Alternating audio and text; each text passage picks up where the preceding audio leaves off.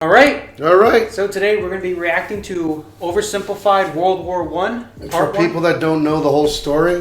What do you know about World War One? We did World War II. I don't know the whole story. That's why I'm watching this. All I know is that it started by one guy. One guy died. That is a discrepancy.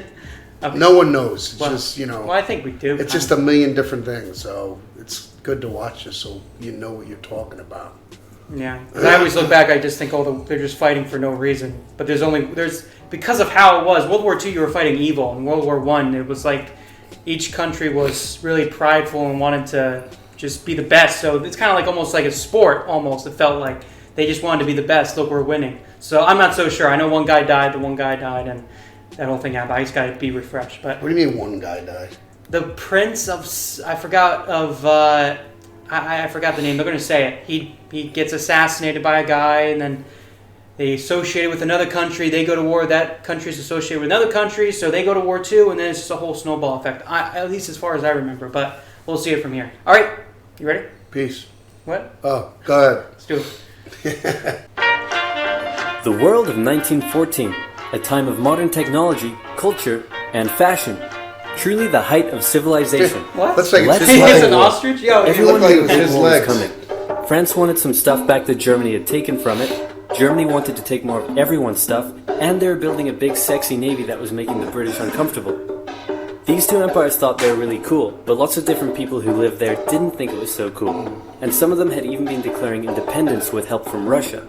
Everyone was talking about each other behind each other's backs, throwing the fact that military technology had come a long way since the last major war, and suddenly everyone was pretty eager to beat each other up. In this area of Austria-Hungary lived some Serbs and Bosnians who hated living in Austria-Hungary. So the Austro-Hungarian Archduke Franz Ferdinand goes there for a nice drive in an open-top car with his car's route published in advance. And that went just about 7 as well essential as tips for assassinating world leaders. Some assassins were waiting for him along the way and threw bombs at his car, but they missed and blew up some officers behind him instead. So the Archduke goes into hiding, leaves Sarajevo, and the whole war never happens. Except no, the Archduke doesn't leave, but instead goes back out in the open-top car to visit the injured officers in hospital. The driver takes a wrong turn and by sheer coincidence gets stuck beside one of the veiled assassins, who shoots him. Austria-Hungary is understandably pissed about all this, and they think the Serbian government had something to do with it, which they might have. So they go to their ally Germany and say, "Hey Germany, we're going to declare war on Serbia," and Germany is all for that. So Austria-Hungary send a big list of impossible demands to Serbia, and when Serbia refuses, they declare war. Austria-Hungary and Germany are friends, and Serbia is protected by Russia, who's friends with France, so they all declare war on each other. Montenegro joins in too. France and Britain also have a kind of alliance. I'm already so confused. See? They all friends. That's what happens. They're all friends. One guy does this, one guy does this. Maybe. And then they decide to stay out of it, which is great for Germany, because Germany has a plan. They know that Russia is so big and clumsy that it will take them a while to get ready for war. So with this guy in charge, Germany will send all its troops into France at lightning speed while Russia's getting ready, defeat France, then move all the troops to Russia and defeat Russia, and then we all speak German and eat Pfefferpothast every day. Just one problem.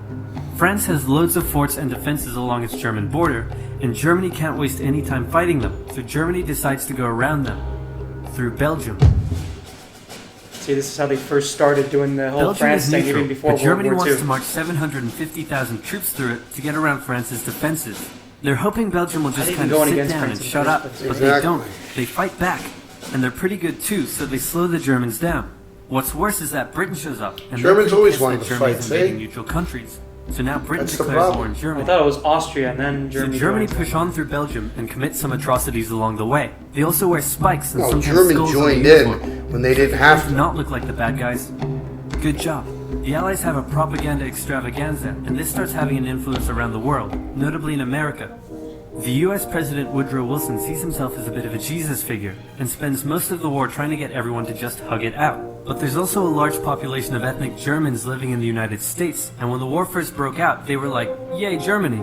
But now that they're committing atrocities in Belgium, they're less enthusiastic. So we were like, Let's "Yay, play. Germany! Spot We're the rooting French for Germany." Oh, the Did you see Germans him? were. Easy, right? They were He's that wearing way. a Oh. red blue United uniform with States. red trousers. And do you know who else spotted him easily too? The Germans. So when the French were slowly marching in columns through the countryside, the Germans easily tore them to shreds with their giant guns. 'Cause they were All the wearing nations white- involved in this war bright went red in with pants. an old school war mentality. and all of them had to update their uniforms and tactics a lot during the Great War. Because this war was going to be like nothing anyone had ever seen before. Russia's ready for war, and way earlier than expected. Yep. The Austria-Hungary, can you get on top of that? Oh yeah, sure, we've got this. Nope. So Germany has to send some troops back to the east to defend against the Russians. The chief of staff of the Austro-Hungarian army is this guy, and although he is handsome, he turns out not to be the best military strategist. Austria-Hungary constantly ignores Germany's advice, and then comes running back to Germany whenever they get in trouble.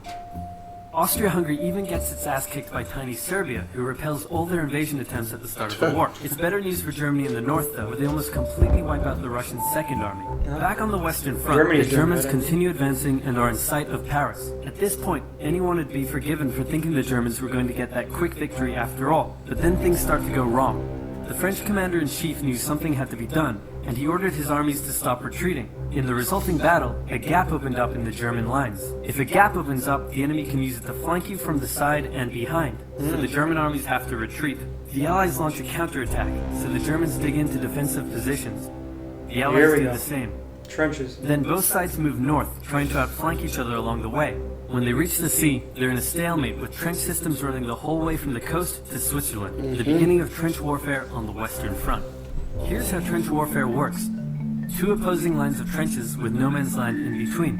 One side would pummel the other with hundreds of thousands of artillery shells, sometimes for days at a time. This had a huge psychological effect on the soldiers, leaving many shell-shocked. Then, the attacking troops would leave their trenches and rush across no man's land. A muddy wet mass of shell craters and barbed wire. The defending trench would unleash machine gun fire on the attackers, inflicting thousands of casualties. The attackers would send wave after wave until either they gave up or the opposing trench was finally overrun. There would be months of fighting and the deaths of thousands in order to gain a few meters or kilometers of land. Living in the trenches was hard work too. Corpses, mud that could swallow you whole, pools of poisonous water, rats, disease, the smell. It's insane that millions of soldiers put up with these conditions and commanders ordered them to do so for years. Wow. They're so It fun. accomplished nothing. So from the beginning, like I said, it just looks like people are just going It's like to war. Germany. It looks like Germany. They asked Germany to Help out Austria. help out, and they said, "Yeah, no problem." Well, that's what happens when And you then nose snowballs around. Now down. look where you are. And everybody helps out. All the other countries that are being attacked. Yeah, And that's the whole snowball effect. Now everyone's just fighting, but for what cause? Just because everyone was angry at each other in the beginning? One guy dies. So I still don't get it. I might have to do more research, but it still just looks like I still don't understand the real purpose. If you killed President, say Trump, on another prop, of course we'd go after him. We'd pull everyone together. Yeah, I guess. So you got to look at it that way. That's how it was back Yeah. then. You know what I mean? That's the main purpose. I mean, Just you as killed the prince or whatever he was. the prince. Someone's going to go after him. You can't just not do anything and say, okay.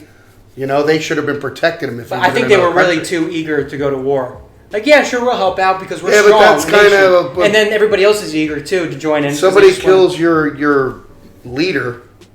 You know, you're definitely going to go to It war. sucks that I had to start all this unnecessary death. Yeah, that's what it is, though. Happens. It happens. All right, if you guys want to see part 2, make sure you go down, let us know in the comments, and leave a like on the video, and we'll see you in the next one. Peace. Peace.